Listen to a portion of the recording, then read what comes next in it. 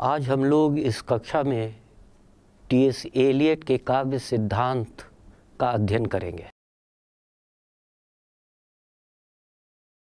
इससे पहले कि मैं उनके काव्य सिद्धांतों का विस्तार से चर्चा करूं, स्वयं टी.एस. एलियट के जीवन के बारे में जानना उपयोगी होगा। टी.एस. एलियट का पूरा नाम थॉमस स्टर्न एलियट था। उनका जन्म अमेरिका के सेंट लुई नामक शहर में 26 सितंबर 1888 में हुआ था।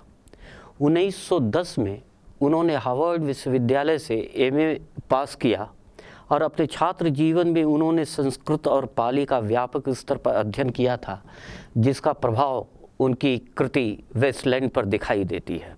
1915 में टी.एस. एलियट लंदन गए और वहीं बस गए। वहाँ उन्होंने अपने सामाजिक जीवन की शुरुआत एक प्राध्यापक के रूप में की थी और बाद में उसे छोड़कर लॉयड्स बैंक में क्लर्क बने। लंदन में ही उनका परिचय टी. ह्यूम और एजरा पाउंड से हुआ, जो उस समय यूरोप के बिंबवादी प्रतीकवादी आंदोलन के सक्रिय नेता थे। एलियट के चिंतन पर, साहित्य संबंधी चिंतन पर ह्यूम और एजरा पाउंड के विचारों का बहुत गहरा असर दिखाई पड़ता है।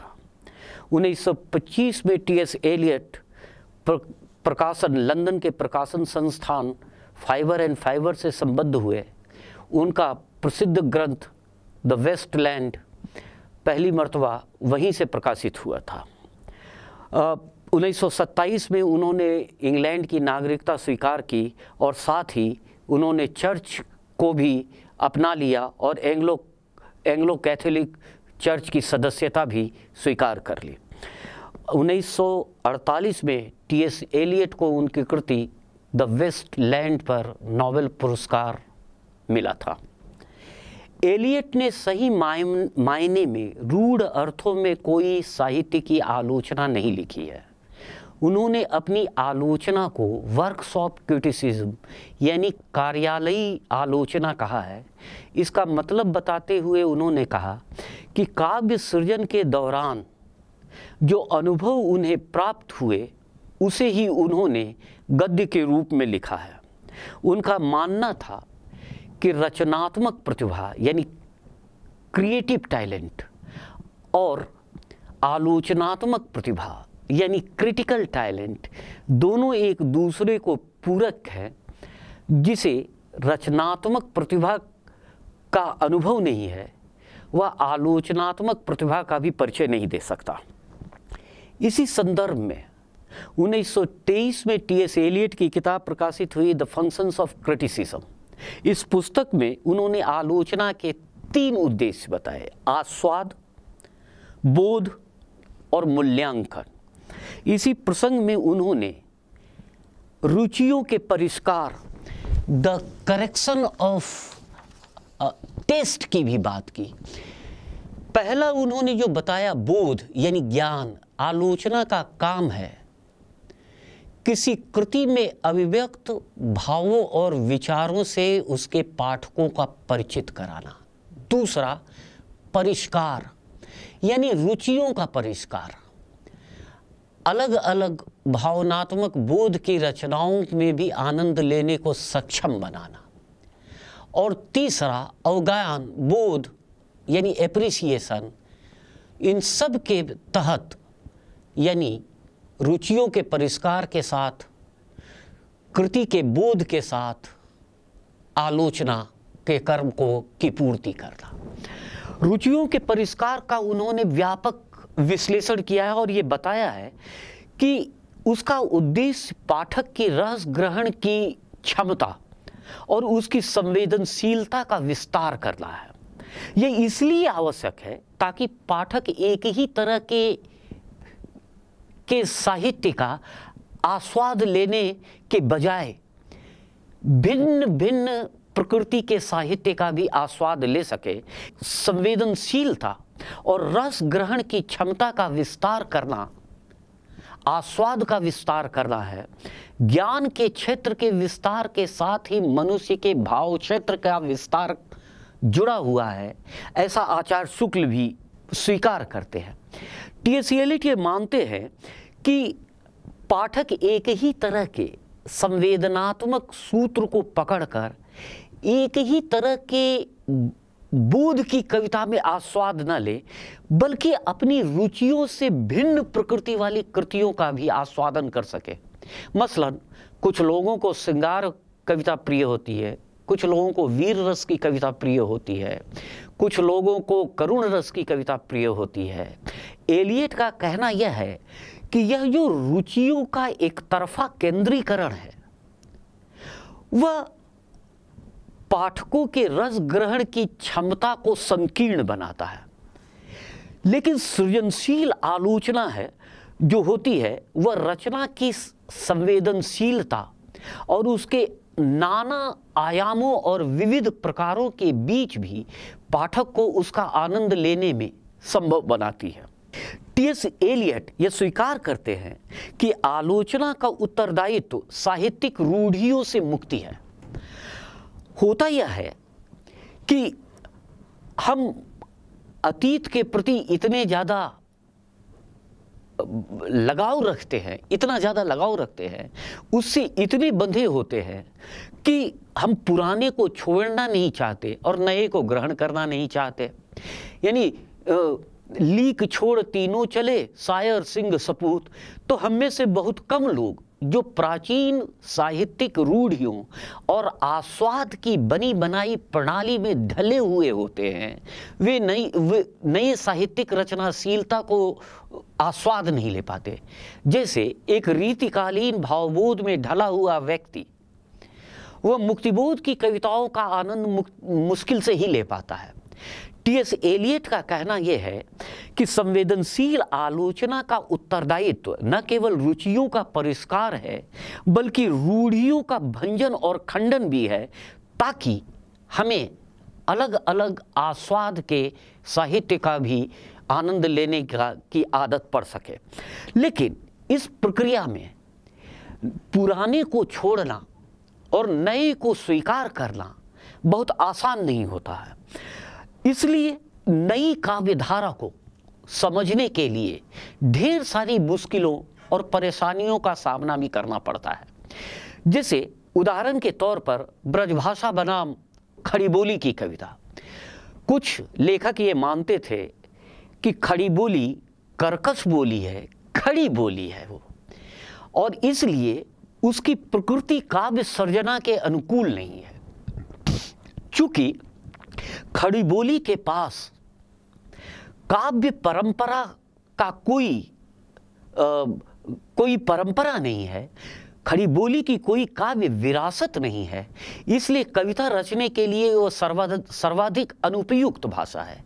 इसके विपरीत ब्रजभाषा की एक लंबी काव्य परंपरा है।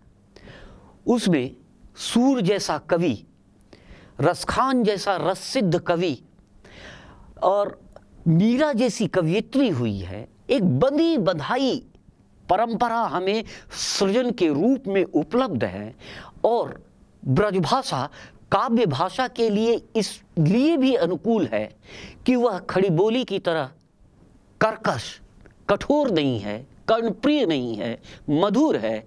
इसलिए खड़ी बोली में कविता नहीं की जा सकती।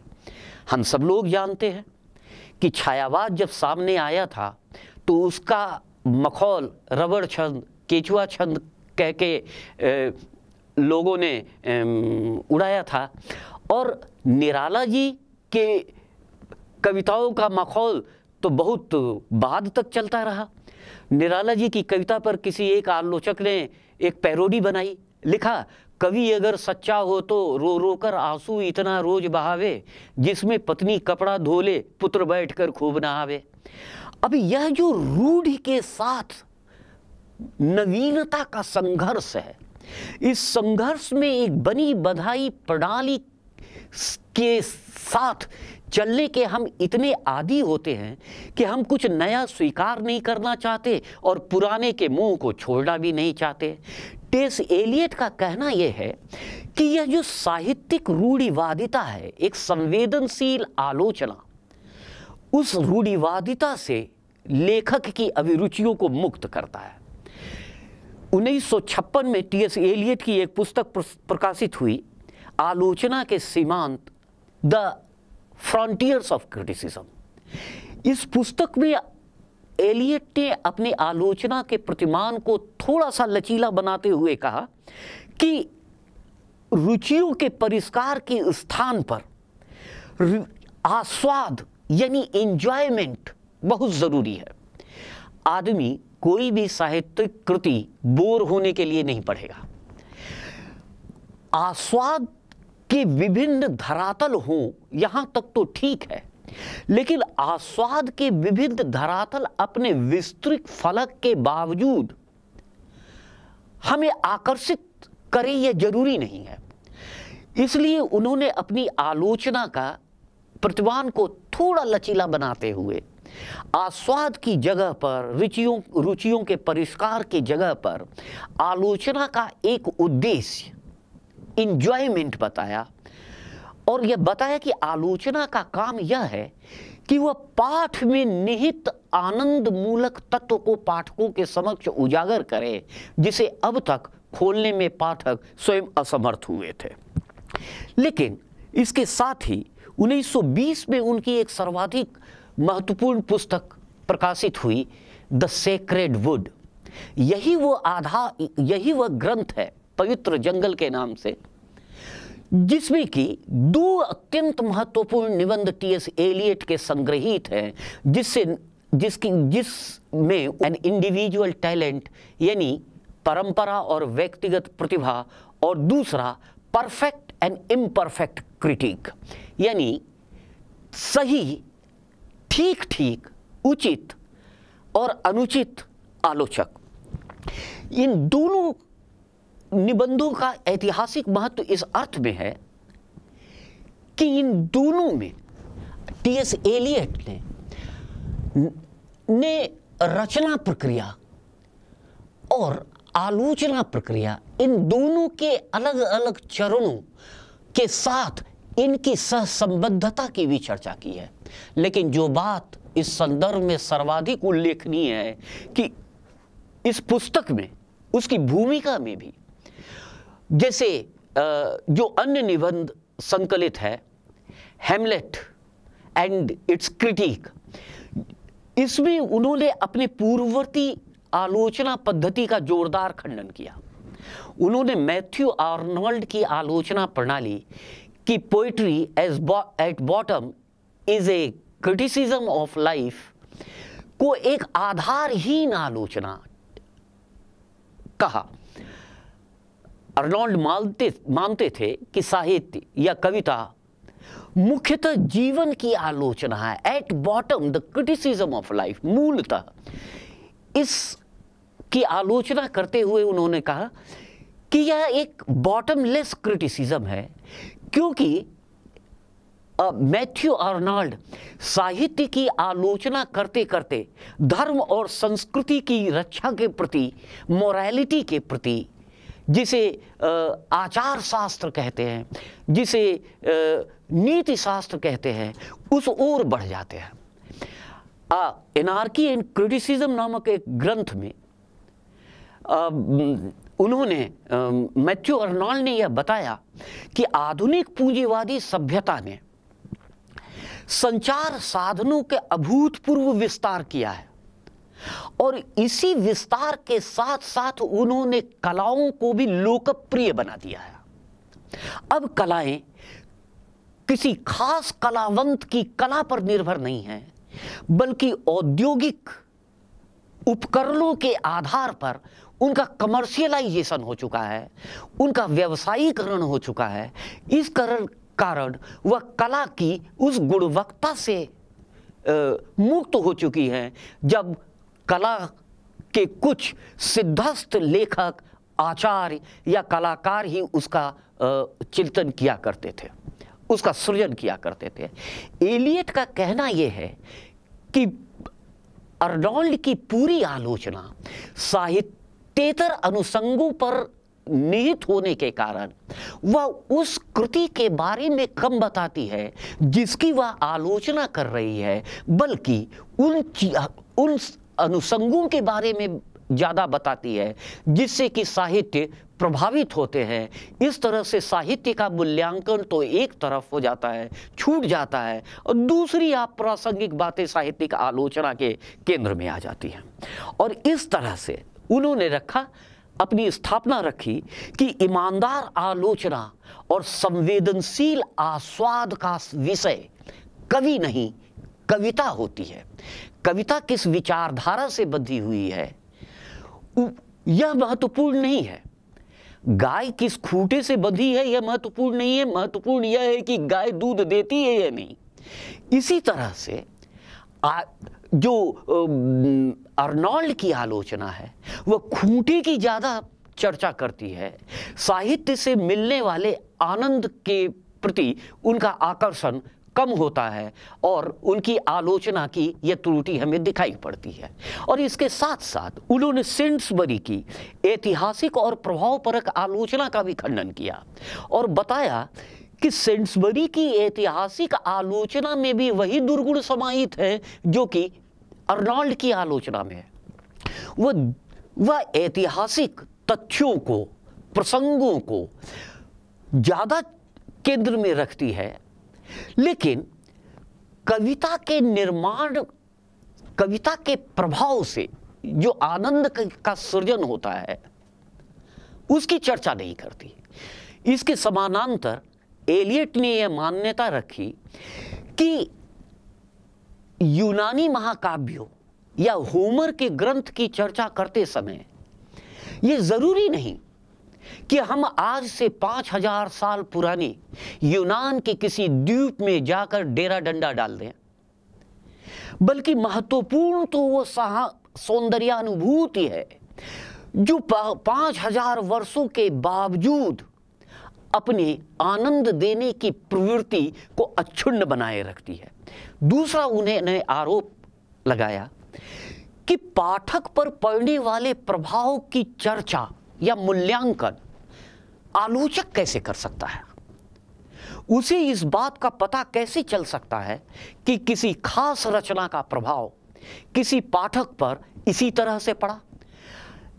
अगर वह प्रभाववादी आलोचना के वशीभूत होकर किसी कृति की आलोचना करता है तो चूंकि प्रभाव की वस्तुनिष्ठता ही संदिग्ध होगी तो उनके आलोचना की सत्यता कितनी प्रामाणिक हो सकती है इसका अंदाजा सहज लगाया जा सकता है।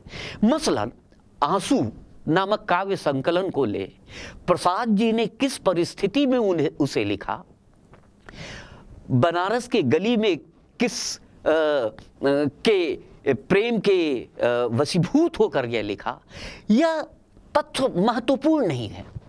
महत्वपूर्ण है आंसू काव्य संग्रह में निहित वह सौंदर्यानुभूति, वह कलानुभूति जो समय के एक लंबे अंतराल के बावजूद अपनी स्वायत्त सौंदर्यनिष्ठ सत्ता रखने के कारण आज भी हमें प्रभावित करती है। इसलिए टी.एस. एलियट ने प्रभाववादी आलोचना, सांस्कृतिक आलोचना जैसे आलोचना प्रणालियों का खंडन करते हुए ये इस बात पर एतराज उठाया कि आलोचक कौन होता है जो यह निर्णय करे कि पाठक पर किसी खास रचना का प्रभाव किसी खास ढंग से ही पड़ता है। किंतु एलियट की इस आलोचना के सर्वाधिक शिकार अंग्रेजी के रोमांटिक कवि हुए। रोमांटिक कवियों और आलोचकों ने साहित्य को, काव्य को आत्मा विवेक्ति माना।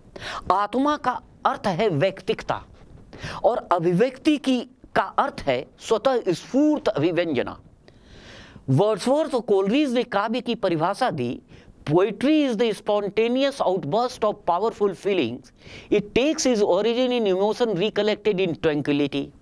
गरज की कविता एकांत में जन्मे हुए भावों के स्वतः स्फूर्त उच्छलन है और वह सायास तरीके से बनकर सामने आती है। घनानंद ने कहा कि मोह तो लाग कवित्व बनाव, लोग तो लाग कवित्व बनावत, मोह को मोह कवित्व बनावत। लोग तो लग लग कर कविता करते हैं, मुझे तो स्वयं अपनी कविता खुद बनाती है।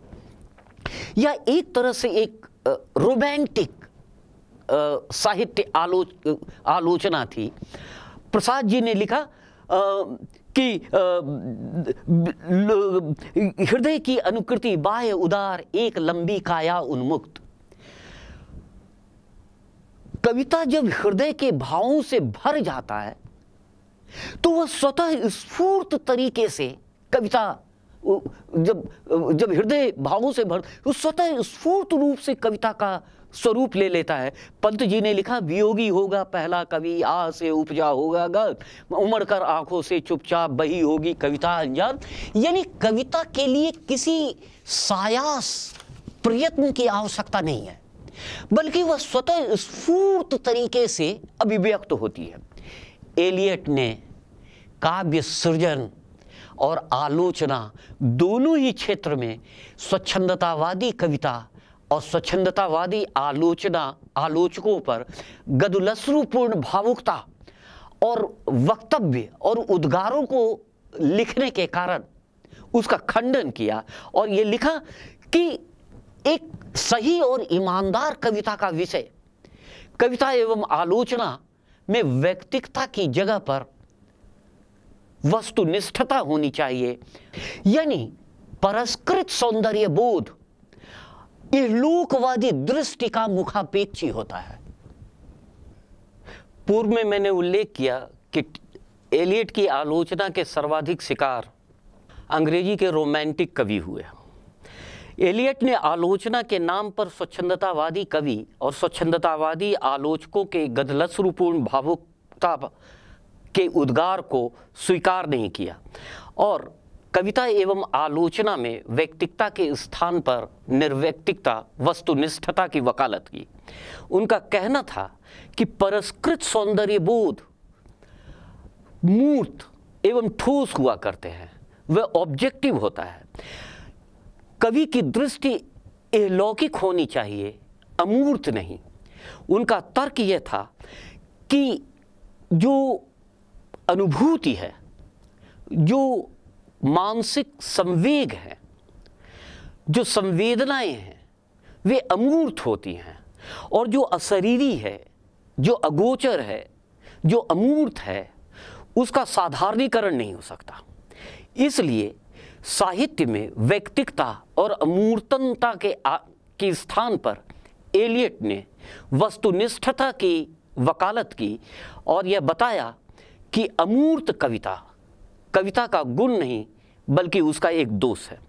एलियट से पहले 1913 में ह्यूम ने काव्य संबंधी स्वच्छंदतावादी प्रणाली की आलोचना की थी और रूमानी भावुकता एवं तरल भावबोध के स्थान पर ठोस एवं वस्तुगत चित्रण को बल दिया था। ह्यूम ने काव्य की सृजनशीलता और उसके अर्थ ग्रहण को बिंबों के माध्यम से अभिव्यक्त करने के लिए वकालत की थी। ह्यूम के तर्ज पर टी.एस. एलियट ने भी यह स्वीकार किया कि कविता में कवि का व्यक्तित्व या तो अब होता ही नहीं है या होता है तो वह बहुत ही छोटा सा, क्योंकि अगर आलोचना का लक्ष्य वस्तुनिष्ठ प्रतिमानों की खोज करना है तो कवि की व्यक्तिकता, निजता के क्षेत्र से आलोचना को बाहर निकलना होगा और उसके प्रकाशन का निषेध करना होगा तथा आलोचना में वस्तुनिष्ठ यानी मूर्त चित्रों के माध्यम से कवि के अमूर्त और तरल भावों का वस्तुनिष्ठीकरण करना होगा। इस प्रकार एलियट ने अपने पूर्व प्रचलित समस्त काव्य प्रतिमानों का खंडन करते हुए साहित्य में, कला में वस्तुनिष्ठ वैज्ञानिक प्रणाली की खोज की। रचना एवं आलोचना दोनों ही स्तरों पर उनका यह प्रयास दिखाई पड़ता है, जिसकी सम्यक अभिव्यक्ति उनके दो प्रधान वैचारिक निबंध जिसकी चर्चा मैं पहले कर चुका हूं, ट्रेडिशन एंड इंडिविजुअल टैलेंट तथा the perfect and imperfect critic में दिखाई पड़ती है। एलियट के काव्य संबंधी धारणाओं को समझने के लिए उसे 3 खंडों में बांटा जा सकता है। एक तो परंपरा संबंधी सिद्धांत, दूसरा निर्वैयक्तिकता संबंधी सिद्धांत और तीसरा वस्तुपरक सादृश्य संबंधी सिद्धांत। टी.एस. एलियट ने ट्रेडिशन एंड इंडिविजुअल टैलेंट में यह मान्यता रखी कि poetry is not the turning loose of emotion but an escape from emotion. It is not an expression of personality but an escape from personality. कहने का मतलब यह है कि कविता भावों की अभिव्यक्ति नहीं, भावों का निषेध है। वह व्यक्तित्व की अभिव्यक्ति नहीं बल्कि व्यक्तित्व से पलायन है। भावों से का निषेध और व्यक्तित्व से पलायन का क्या अर्थ है, इसे उन्होंने आगे समझाते हुए बताया कि there is always a separation between a man who suffers and the artist who creates. Greater the separation greater the artist. कहने का मतलब यह है कि भोक्ता मनुष्य और सृजनशील मस्तिष्क में फर्क होता है और यह फर्क जितना ही ज्यादा होगा कलाकार और उसकी कला उतनी ही बड़ी होगी। इसे यूं समझें, गोदान को ले। गोदान में भोक्ता होरी है लेकिन सृजनकर्ता प्रेमचंद है। पंत की एक पंक्ति है कि अपने मधु में लिपटा भ्रमर नहीं कर सकता गुंजन। मधु का पान करना और गुंजन करना 2 अलग अलग क्रियाएं हैं। जब तक कोई भौरा फूल पर मधुपान करता है तब तक वह गुंजन नहीं कर पाता। ठीक उसी तरह से जब तक एक लेखक, एक कलाकार या एक कवि जीवनानुभूतियों का भोक्ता होता है तब तक वह रचना नहीं कर सकता, क्योंकि जीवनानुभव करना एक काम है और उन जीवनानुभूतियों को काव्य के रूप में कलात्मक अभिव्यक्ति देना नितांत भिन्न प्रक्रियाएं हैं और इन दोनों के बीच का फासला ही कलाकार और कला की महानता को सिद्ध करता है। जो कलाकार, जो समीक्षक यह मानते हैं कि भोगने के साथ साथ ही रचनात्मकता शुरू हो जाती है, वो दरअसल भोगने की प्रक्रिया, अनुभव करने की प्रक्रिया और रचने की प्रक्रिया दोनों को एक मान लेते हैं और इसी के परिणाम स्वरूप काव्य प्रक्रिया में और काव्य सृजन दोनों में अमूर्तता, एक तरह की तरलता उत्पन्न होती है, जिसके परिणाम स्वरूप संप्रेषण का संकट खत्म हो जाता है। संप्रेषण का संकट शुरू होता है। अपनी बात को समझाते हुए टी.एस. एलियट ने एक रूपक का प्रयोग किया है। उन्होंने बताया कि ऑक्सीजन और सल्फर डाइऑक्साइड के संयोग से सल्फ्यूरस एसिड का निर्माण होता है, लेकिन यह रासायनिक क्रिया के प्लेटिनम के टुकड़े की उपस्थिति में ही संभव है। ऑक्सीजन और सल्फर डाइऑक्साइड को एक निश्चित ताप और दबाव पर मिलाएं तो वह सल्फ्यूरस एसिड का निर्माण करेगा, लेकिन यह रासायनिक प्रक्रिया सिर्फ और सिर्फ प्लेटिनम की उपस्थिति में ही संभव है। उन्होंने आगे बताया कि इस पूरी रासायनिक प्रक्रिया में प्लेटिनम की भूमिका एक कैटेलिक एजेंट की होती है, एक उत्प्रेरक की होती है, और जो उससे उसकी उपस्थिति के परिणाम स्वरूप नया रसायन सल्फ्यूरस एसिड का निर्माण होता है। उसमें न तो प्लेटिनम का कोई गुण होता है और न प्लेटिनम की अन्य कोई भूमिका होती है। लेकिन उसी तरह से उसकी उपस्थिति अनिवार्य होती है ताकि इस रासायनिक क्रिया को पूरा किया जा सके। टी.एस. एलियट का कहना यह है कि काव्य सृजन की प्रक्रिया के दौरान कवि मस्तिष्क भी एक कैटेलिक एजेंट की तरह काम करता है। मनुष्य कवि के मन में विभिन्न प्रकार के भाव, विभिन्न प्रकार के अनुभव, विभिन्न प्रकार की अनुभूतियां और संवेदनाएं जन्म लेती रहती हैं और वे आपस में एक दूसरे से घात प्रतिघात करती रहती हैं। किंतु यह घात और प्रतिघात काव्य का रूप तब तक नहीं ले सकता जब तक कि प्लेटिनम की तरह ही काव्य मानस उपस्थित न हो। यद्यपि इस पूरी प्रक्रिया में वह एकदम न्यूट्रल बना रहता है, उसकी भूमिका सिर्फ विभिन्न प्रवृत्तियों, संवेदनाओं, अनुभवों के संयोजन में ही होती है। बाकी वह एक तटस्थ और निर्वैयक्तिक तरीके से अपनी भूमिका अदा करता है।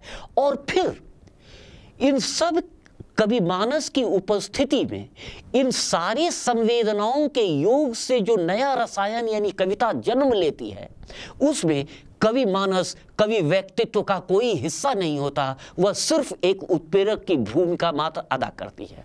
इसे हम एक व्यावहारिक अनुभव से समझ सकते हैं।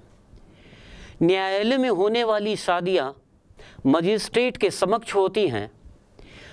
दोनों पक्षों से मजिस्ट्रेट उनकी मर्जी पूछता है और फिर विवाह संपन्न होता है।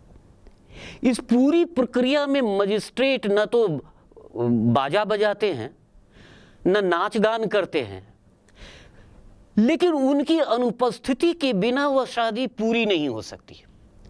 ठीक उसी तरह से कवि मानस भी एक माध्यम मात्र होता है।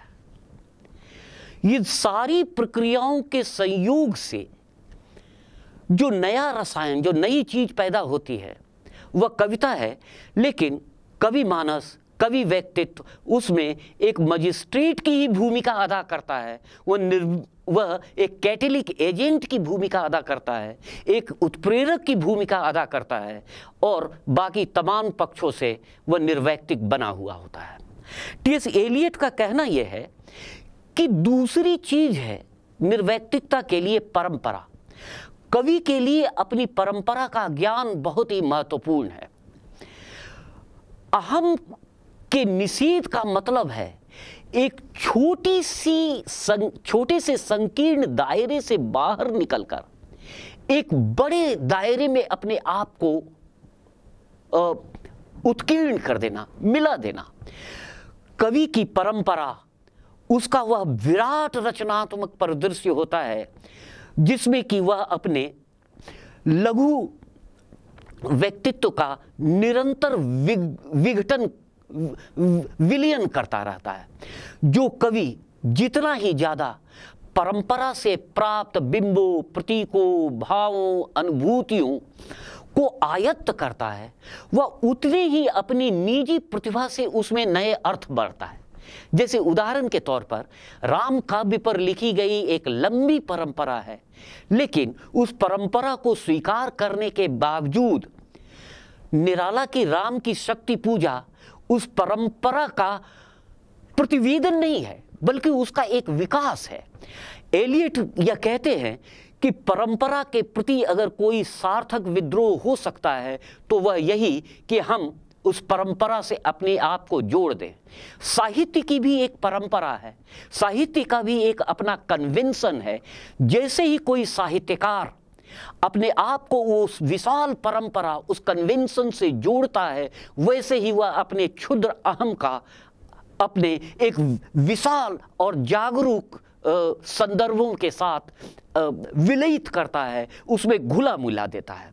इसलिए टी.एस. एलियट का कहना यह है कि एक जागरूक वर्तमान अतीत की एक नए परिमाण में नए ढंग से नवीन अनुभूति का नाम है, जितनी और जैसी अनुभूति अतीत को खुद नहीं थी। इसका मतलब यह है, इसका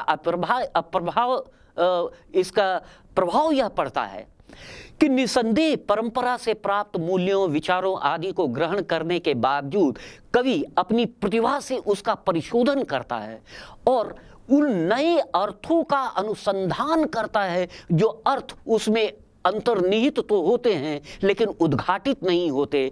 शायद इसी को आज के उत्तर आधुनिकतावादी विचारकों ने अनेकार्थकता की संज्ञा दी है, बहुतार्थकता की संज्ञा देने की कोशिश की है। टी.एस. एलियट का यह मानना है कि यह जैसे ही कोई रचनाकार एक विराट साहित्यिक परंपरा और कन्वेंशन में अपने आप को घोलता है, वैसे ही वह न केवल एक संकीर्ण आम से बाहर निकलकर एक बृहत्तर क्षेत्र में अपने को समर्पित करता है, बल्कि वे अर्थ जो परंपरा में अंतर्निहित तो हैं लेकिन उद्घाटित नहीं हुए हैं, उसे अपनी प्रतिभा से खोलकर नए का सृजन करता है। इसलिए उन्होंने अपनी निबंध का नाम रखा ट्रेडिशन एंड इंडिविजुअल टैलेंट। परंपरा और व्यक्तिगत प्रतिभा, यह व्यक्तिगत प्रतिभा भी ही है जो परंपरा में निहित अर्थ का उद्घाटन करता है, लेकिन यह व्यक्तिगत प्रतिभा तब तक क्रियाशील नहीं हो सकती जब तक कि, जैसा कि टी.एस. एलियट बताते हैं, कि कोई रचनाकार पूरी परंपरा को अपने मांस और मज्जों में, रक्त में पचाकर रचना नहीं करता। यह सृजन का क्षेत्र है और जैसे ही कोई आलोचक उस परंपरा के उद्घाटन में व्यक्तिगत प्रतिभा के भूमिका के रहस्य को खोलता है, वैसे ही आलोचना निर्वैयक्तिक होती है, जिस तरह से परंपरा के उपयोग से रचना निर्वैयक्तिक होती है। इसका सबसे महत्वपूर्ण पक्ष जो अंत में मैं आपसे कहना चाहूँगा वह है वस्तुपरक सादृश्य। एलियट का मानना यह है कि हृदय के भाव अमूर्त होते हैं, तरल होते हैं, वो इंद्रिय गोचर नहीं होते। जैसे प्रेम दिखाई नहीं पड़ता, घृणा दिखाई नहीं पड़ता। अब उसे अनुभव गम्य बनाने के लिए, इंद्रिय ग्राह्य बनाने के लिए एक खास तरह के भावों के अनुकूल वस्तुनिष्ठ सादृश्य की खोज करनी होती है। यानी कुछ घटनाएं, कुछ चित्र, कुछ बिंब, कुछ प्रतीक, जिनके द्वारा कोई खास भावना अभिव्यक्त हो और मूर्त होने के कारण वह तुरंत ही पाठकीय संवेदना और पाठकीय जिसे कह सकते हैं ग्रहणशीलता का हिस्सा बन जाए। संस्कृत काव्यशास्त्र में इसे ही साधारणीकरण कहते हैं। तो कुल मिलाकर जो टी.एस. एलियट की मान्यता यह है कि अमूर्त भावों के मूर्तिकरण के लिए काव्य के वैज्ञानिक और आलोचना के वस्तुनिष्ठ सिद्धांत के आकलन के लिए परंपरा का ज्ञान और वस्तुपरक सादृश्य के साथ साथ कवि की रचनात्मक प्रतिभा को भी ध्यान में रखना चाहिए। और इस तरह से उन्होंने प्रभाववादी आलोचना, समाजशास्त्रीय आलोचना, ऐतिहासिक आलोचना आदि आलोचना प्रणालियों की सीमाओं की समीक्षा करते हुए उसके समानांतर एक वस्तुनिष्ठ एवं वैज्ञानिक आलोचना प्रणाली की नींव रखी, जिसे कि निर्वैयक्तिकता के नाम से जाना जाता है।